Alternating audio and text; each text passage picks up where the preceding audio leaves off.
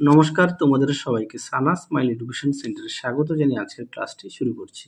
আজকে তোমাদের সঙ্গে আলোচনা করব তোমরা যারা ক্লাস 4 এ পড়ো তোমাদের জন্য রায় মার্টিন প্রশ্ন বিচিত্রা থেকে পরিবেশ বিষয়ে আজকে সমাধান করব মডেল নম্বর 11 অর্থাৎ 11 নম্বর স্কুলটা সমাধান করে দেখাবো। চলো দেরি না করে মূল বিষয়ে যাওয়া যাক। কি আছে কয়ে গাছ খাদ্য তৈরির সময় বাতাস থেকে নেয় উত্তরটা লিখবে কার্বন ডাই অক্সাইড, অপশন আ। ক্ষয় দেখো সাঁতার কাটার জন্য উত্তরটা হবে অপশন অবশ্যই, হ্যাঁ। গয়ে দেখো বাতাসে জলীয় বাষ্পের পরিমাণ বেশি থাকে, উত্তরটা লিখবে বর্ষাকালে, অপশন আ।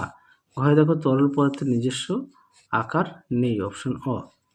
পরবর্তী দেখো শূন্যস্থান পূরণ কি আছে, 2 দাগে দেখো শূন্যস্থান পূরণ করো। কয় আছে শিশুদের জন্মে 6 মাস পর থেকে দাঁত উঠতে শুরু করে। ক্ষয় আছে বায়ুতে সব থেকে বেশি থাকে নাইট্রোজেন গ্যাস। গয় আছে গায়ের রং বদলাতে পারে এমন একটি প্রাণী হলো, উত্তরটা লিখবে গিরগিটি। ঘয় আছে গ্যাসীয় পদার্থের নিজস্ব আকার নেই। পরবর্তী দেখো বাম স্তম্ভের সঙ্গে ডান স্তম্ভ মিলাও। কয়েরটা হবে হস্যই, ক্ষয়েরটা হবে দীর্ঘই, গয়েরটা হবে আ, ঘয়েরটা হবে অ। পরবর্তী দেখো পূর্ণবাক্যে উত্তর দাও। আচ্ছা কি আছে, একটি কাঁটাযুক্ত গাছের নাম ফণিমনসা আর একটি পাহাড়ি অঞ্চলে গাছের নাম, উত্তরটা লিখবে পাইন। ক্ষয়ে দেখো ভর মাপা হয় কিসের সাহায্যে, উত্তরটা লিখবে বাটখারা। গয়ে দেখো মানুষের শ্বাসঙ্গের নাম লিখে, উত্তরটা লিখবে ফুসফুস। পরেরটা দেখো খাবার তৈরির সময় গাছ কোন গ্যাস পরিবেশ ছাড়ে, উত্তরটা লিখবে অক্সিজেন।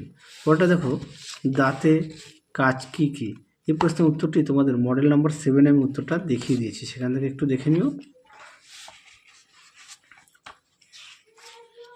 7 নম্বর স্কুলটা সমাধান করে দিয়েছি, সেখান থেকে একটু কষ্ট করে তোমরা দেখে নিও এই প্রশ্নের উত্তরটা। পরেরটা দেখো জীব ও জলের মধ্যে পার্থক্য দেখো, সুন্দর করে দেওয়া আছে ছায়াসঙ্গী বইতে পেজ নাম্বার 3। তাহলে চলো আজকের মতো এখানেই সমাপ্ত করছি। তোমরা সবাই সুস্থ থেকো, ভালো থেকো। আজকের মতো টাটা।